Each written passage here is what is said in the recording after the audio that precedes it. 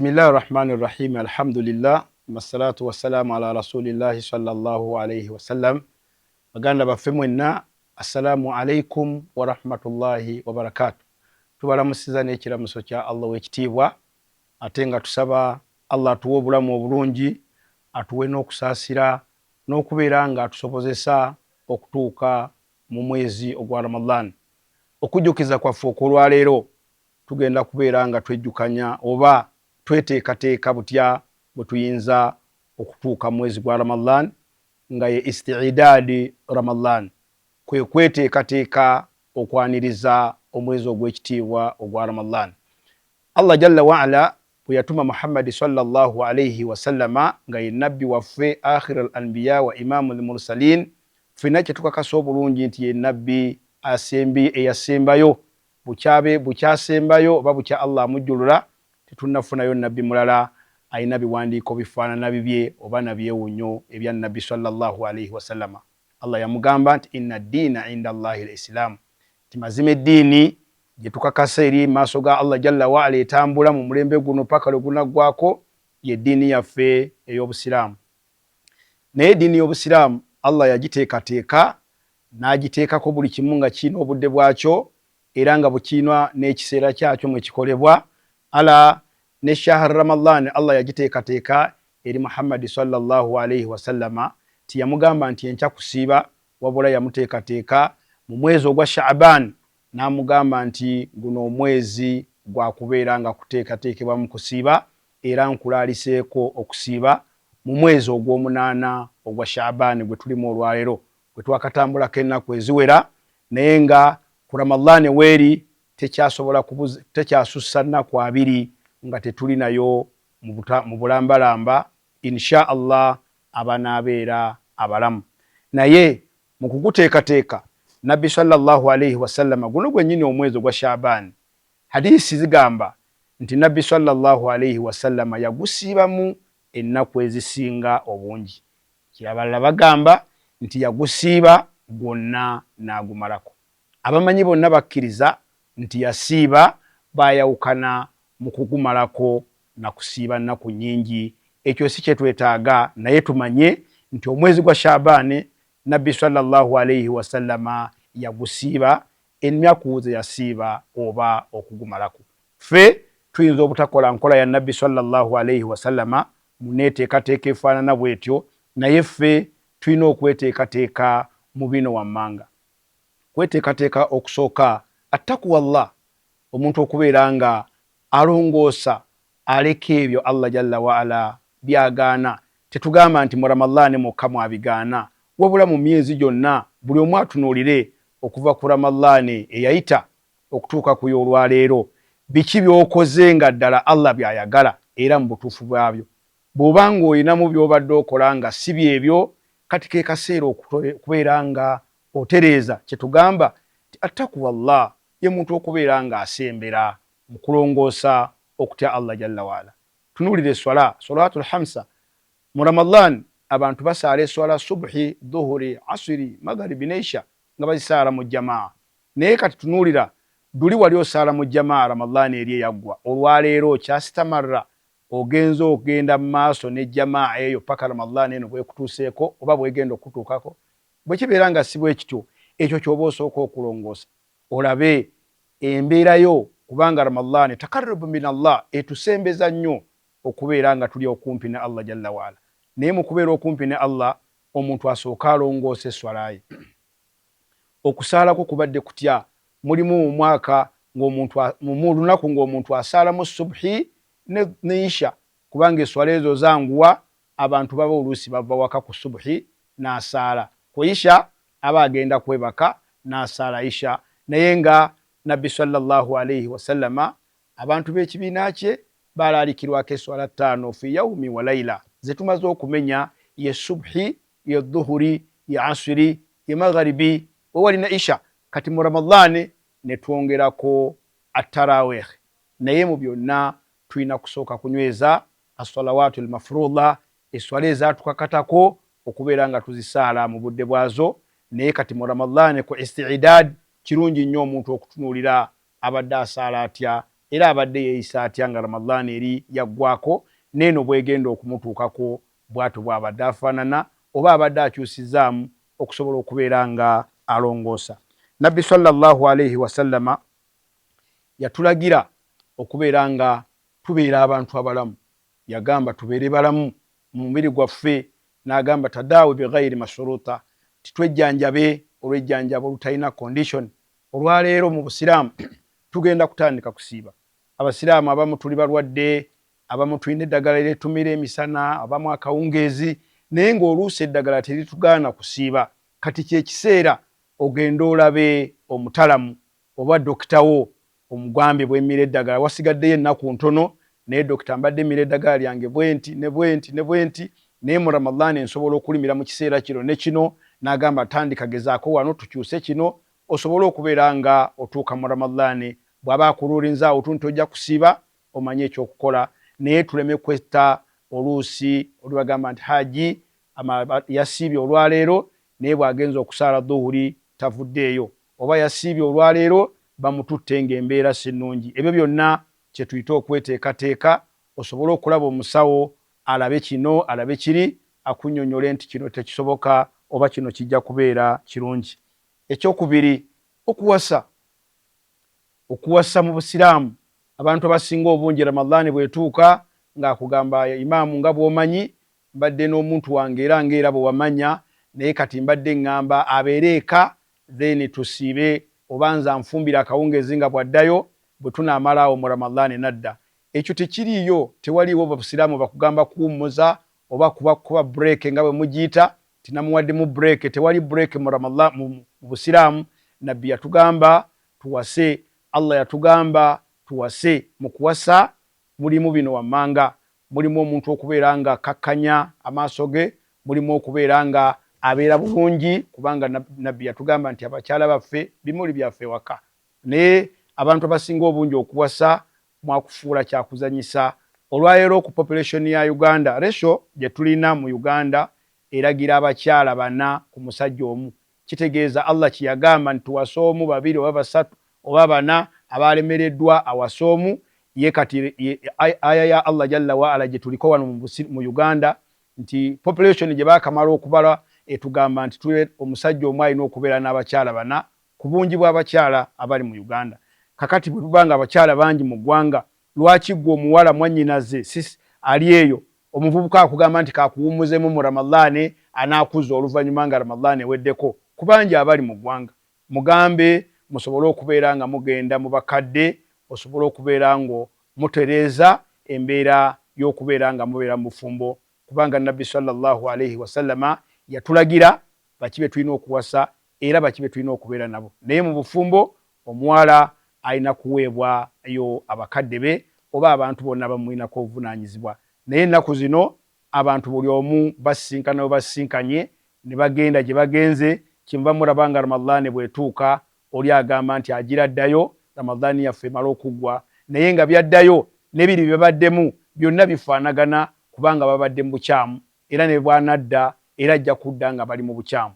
Kyetuva tugamba nti mu kweteekateeka buli muntu asobole okubeera nga afuna omukyala amuwase, nga tamuwasa ku lwa Ramadhan wabula nga amuwasa ng'Obusiraamu bwe bugamba, kubanga Nabbi sallallahu alaihi wasallam yagamba nti ya ma'ashara shabab, nti abange mmwe abavubuka, man istata'tum minkum al-ba'a falyatazawwaj, nti omuntu yenna alina obusobozi oba afunye obusobozi yandibadde awasa omukyala oba awase.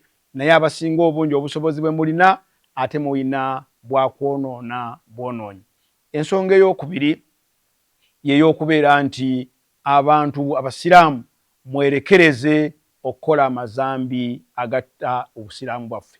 Mweteeketeeke. Abasiraamu banywa omwenge, banywa shisha. Nabbi sallallahu alaihi wasallama yagamba ti la yazini zani hina yazini wa huwa mu'min wala yashrabu alhamru hina yashrabuha wa huwa mu'min. Nti tayinza kwenda omwenzi waba ayendedde nga mukkiriza, n'agamba tayinza kunywa mwenge omunywi w'omwenge waba agunyweredde nga mukkiriza, naye ate Allah yagaana bugaanyi tetugezaako okubeera nga tunywa omwenge, yagamba teguliimu kalungi. Naye Abasiraamu omwenge mwagufuula kyakuzanyisa, mwagufuula ogutaliyo, mwagufuula nti ebintu babirongosaamu guno tegutamiiza, naye nga basigala baguyita mwenge era guba mwenge. Bangi bagutadde mafiriji, naye bwe kibeera nga bwe kityo mu kweteekateeka mu kusiiba. Ekibuuzo kino tukibuuza nnyo naye twalema okufuna ansa, naye buli omu ajja kufuna ansa nga bwe tujjukiza ebigambo bino buli kaseera. Bwebeera nga population ya Uganda bagimaliriza omwaka guno ng'abasiraamu be batono ennyo ku population gye babaze, lwaki bwe tuba tusiiba ate amabaala gabeera gaggaddwawo oba gagamba nti amabaala tegakola, abasiraamu basiiba? Kiba kitegeeza ki? Ekyo nze ku lwange kindaga nti tukontributinga kinene ku bwonoonefu bw'amabaala, kubanga bwebeera nga population yaffe eri ku millions 2 oba 15 ku millions 48, kitegeeza nti bali be basinga obungi bandibadde tebakosebwa nakosebwa nga tusiiba. Naye amabaala gajja kubeera nga gafuna obuzibu, tewajja kubeerayo disiki ekola, tewajja kubeerayo alaunchinga mu mwezi gwa Ramadhan, naye nga bali be basinga obungi. Naye kitegeeza nti bwe baba nga batusinga obungi ffe ku 10 million, tuba tutegeezebwa nti ate ffe tukontributinga kinene mu bwonoonefu. Kye tugamba nti tweteeketeeke, bw'oba obadde omu ku abo ababeera mu mabaala abagula omwenge, kati weeteeketeeke nti ebyo ebintu Allah yabigaana. Bw'oba obikozeeko akaseera, osabe Allah jalla wa ala abeere ng'akusonyiwa, kubanga ye musonyi, huwal ghafurur rahim, ye musonyi wa buli kintu kyonna ate nga musaasizi. Naye omuntu ayeenenya ne yeetereeza aba mulungi okubeera nga tannaba kutuuka mu mwezi gwa Ramadhan. Waliwo atuuka nga yanywedde omwenge ekiro ku makya n'asiiba. Naye bw'obanga weeteeseteese kati ky'obadde okola n'okisaba Allah akusonyiwe, kubanga omwezi gwa Ramadhan mwezi gwa kusonyiwa, mwezi gwa kwenenya, mwezi gwa kukola bulungi. Naye bw'osaba Allah nga tonnaba kugutuukamu, n'omusaba Allah akutaase mu ebyo bye twogerako n'ebirala bye tutayogeddeeko, osaba Allah ayinza okubeera nga akuteekamu abo abaddu bajja okusaasira n'okusonyiwa. Ekirala, okugaba. Tuyitirize nnyo okweteekateeka mu kugaba. Okweteekateeka mu kugaba. Abantu abasinga obungi wano tetulina misaala. Abasinga obungi kugwa bugwi, n'ofuna kino jo n'ofuna kiri. Naye Ramadhan eyaggwa walimu abo abaaliisibwa obuliisibwa. Ramadhan eno era olimu abo abagenda okuliisibwa, naye nga naawe olina ky'ofuna. Abafuna omusaala kyekiseera nammwe mweteeketeeke. Ono atalina musaala kyaba afunye kyaba alina okuwaayo ku ekyo kyaba afunye, n'owaayo n'osaba Allah akwongere, n'osaba Allah akikkirize. Naye abalina omusaala mweteeketeeke, weewaawo kize mu kaseera nga buli omu ajja kugamba nti akaza abaana ku ssomero, naye ne Ramadhan eteekwa okubeera mu programu, kubanga mpagi. Allah yagamba kutiba alaykum siyamu kama kutiba ala alladhina min qablikum, yatutaalikako okusiba nga bwe yakulaalika ku baasooka. Kitegeeza nti Ramadhan tuteekwa okubeera nga mu programu zaffe tugibala, kubanga mwezi gwa 9 mu kalenda y'Obusiraamu, kati guno gwa 8. Ramadhan mwezi gwa 9 mu kalenda y'Obusiraamu, tuteekwa okubeera nga mu bye tubala naye tugiteekamu. Kakati olwaleero Ramadhan etuuse abaana bakadda mu masomero, tetuusiibe oba tetuusiibulire bantu, kubanga oli ajja kugamba nakaza abaana mu ssomero sente tewali. Naye eno ibada Allah yagiteekateeka mu bye tulina okutambula nabyo mweri mu mpagi z'Obusiraamu 5. Nabbi yagamba buniya al-islaamu ala 5, shahadatu an la ilaha illa Allah wa anna Muhammadan rasulullah wa ikamu ssala wa ita'u zaka wa sawmu Ramadhan wa tuhijju libaiti man istata'a ilayhi sabila. Okusaala, okutwala zaka, okusiiba n'okubeera nga tukola empagi y'Obusiraamu esembayo, okukola hijja. Naye byonna buli kimu kiina ekiseera kyakyo. Kyemuva mulabanga mu ntandikwa twagambye nti Allah jalla wa ala bwe yali assa eddiini yaffe ku Muhammad sallallahu alayhi wa sallama, buli kimu yakimuwa mu programu.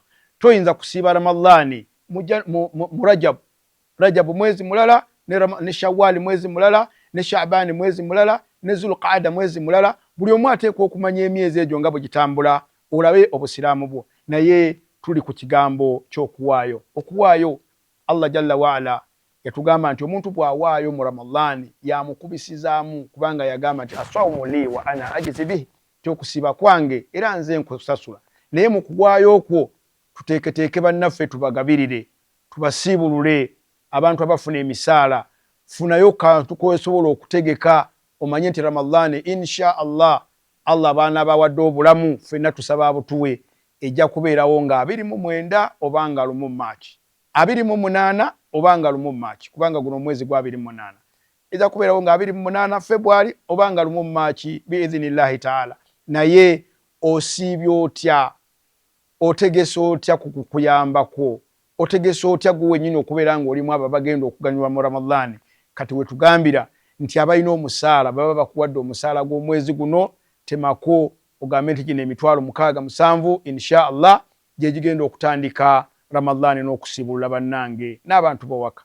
Naye abantu Ramadhan ebiseera ebisinga obungi ennaku 2 ezisooka fe ababeera ku mizikiti abasiraamu baba bazze tubagamba nti tetunnaba kuteekateeka, omanyi tetuli bulungi. Naye nga tetuli bulungi, teri musiraamu atamanyi nti kusiiba gye kuli, teri musiraamu atamanyi nti ku muzikiti basiibulukirirako. Kakati bw'obanga okimanyi, mutandike okugenda ku biri mizikiti gyonna egiriko puroguramu esiibulula abantu, mulabe n'abakola ku management, mulabe bwe mukola arrangement mu wiiki eno emu 2 ezisigadde, abantu batandike okubeera nga lumu insha Allah. Bwe baba bagenza okusiibuluka basiŋŋaanewo n'ekyo kye basuubira nti basiibye bannaabwe bakiteekateeka okubeera nga bakifuna mu kusiibuluka. Byonna byonna bikolebwa nga mweteeseteese. Bw'oba teweeteeseteese buli kimu kikuyitako, kubanga buli lwe weeteekateeka obala n'omanya nti kino ngenda kikola bwe nti, kino ngenda kikola bwe nti. Twagambye mu okuwasa kizibu nnyo kyakusiŋŋaana muwuulu asobola okulya ddaaku n'amumalayo nnaku 30. Ne bw'oba wagenze n'oleeta ebyokulya byo, Allah akugezesa weebaka nga biri awo ku bedside yo, obudde ne bukya nga tokoze eki, nga tobiridde. Naye mu kweteekateeka mulimu okuwasa, mulimu okukebera obulwadde, mulimu okutereeza ibaada yo gwe wennyini. Obusiraamu bwo buyimiridde butya? Okuleka buli kimu kyonna, okugeya, okulimba, omuntu n'omugamba nti nkubiraako kunnya ate ku ssaawa nnya simu n'ogijjako. Ebyo byonna by'olina okwegendereza, by'obadde okola mu mwezi guli oba mu myaka giri oba omwaka guno oguwedde, by'obadde okola byonna nga bikontana n'amateeka ga Allah jalla waala. Kati kano ke kaseera okubeera nga buli omu atunula alaba abadde yeeyisa atya, alaba abadde akola atya. Mu kweteekateeka muno mutunulire bannabyabufuzi olwaleero. Akalulu kagenda kubeerawo 2026, naye kati naye agenza okuziika olubuto oluvuddemu bw'akwata akadalaaga nti bannaye mundabiranga ddala kubanga 26 ngenda komawo. Naye nga 26 tetunnabaako na we twabadde. Naye ffe abagenda okusiba Ramadhan ebuzaayo ennaku 2-3 tetunnaba kweteekateeka. Era bw'okyogerako olyaga nti imaamu alimba, alabika ndowooza anoonya fiizi, ssaawa zino kyova olaba nga atugamba nti tugenda kusiba. Naye nga Ramadhan alina okweteekateeka, alina okulaba biki ebigenda okukola ku muzikiti oba biki ebigenda okukola ewaka, kubanga endya ya Ramadhan ekyuka. Ebadde tukozesa miiru 3, katuba tukozesa miiru 2 okusiibuluka n'eddaaku. Oba mulimu n'abali ekyeggulo ne balyawo katono ne balya n'ekyeggulo. Naye nga zandibadde miiru 2 kubanga eno tugirya kwemu ate ne tubeera nga tulya n'eddaaku. Naye byonna biteekwa okubeera ng'omuntu yeeteeseteese, kye tugamba nti isti'daadi Ramadhan, buli muntu alina okweteekateeka alabe bw'agenda okubeera nga atambula oba nga asiiba omwezi gwa Ramadhan. Gusigazaayo katono, tulina okweteekateeka mu byonna, okweteekateeka mu mibiri, okweteekateeka mu bulamu, okweteekateeka mu mbeera. Naddala abakyala mulina ennaku ze mulya mu Ramadhan, ezo zimanyikiddwa zammwe z'abakyala, naye okuliwa kwazo paka nga Ramadhan ejja etuuse. Kaakati Ramadhan eno nammwe tubasaba nti ebulayo katono, ennaku ziri mu 19 okubeera nga nammwe musiiba ennaku ezo ozimaleyo. Abasajja abatambula mu safaari nga naawe tewamalayo nnaku zo, naawe ziddemu ozisiibe osobole okuyingira mu Ramadhan empya insha Allah nga naawe oli bulungi. Abaali abalwadde nga nammwe bwe mwawona temwamalayo Ramadhan yammwe oba ze mwalyamu olw'embeera emu oba endala oba okutambula, nammwe ke kaseera buli omu akozese zino ennaku ezibulayo, tugambe ndi ziri mu 19 oba 2 okubeera nga Ramadhan ejja etandika. Zino tuzikozese buli omu asobole okubeera nti kyakujjukiza eri abo abatasobola kusiiba nnaku ziri, oba nga balwadde oba nga batambudde oba nga balina embeera yonna yonna ebasonyiisa okubeera nga basiiba, basobole okubeera nga baliwa ennaku ezo nga Ramadhan tennaba. Tusaba Allah jalla waala atuteeke mu baddu abalungi, atuteeke mu baddu abagenda okweteekateeka, atuteeke mu baddu basonyi ebitulemeredde okuva ku Ramadhani yasooka okutuuka kwene ey'olwaleero, ate atuwa obukuumi okuva mu mwezi guno gwa Shaaban n'ennaku ezigusigaddeko atuuse mu Ramadhani nga tuli mu balamu, ate atuuse mu Ramadhani nga tuli abaddu abasobola okubeera nga tuli abo abalongoosezza era bagenda okujemulukira ebyo bye yatugaana, ate atuteeke mu baddu abagenda okubeera nga tukola emirimu egisinga obulungi mu mwezi guno ogwa Ramadhani. Walhamdulillahi rabbil alamin.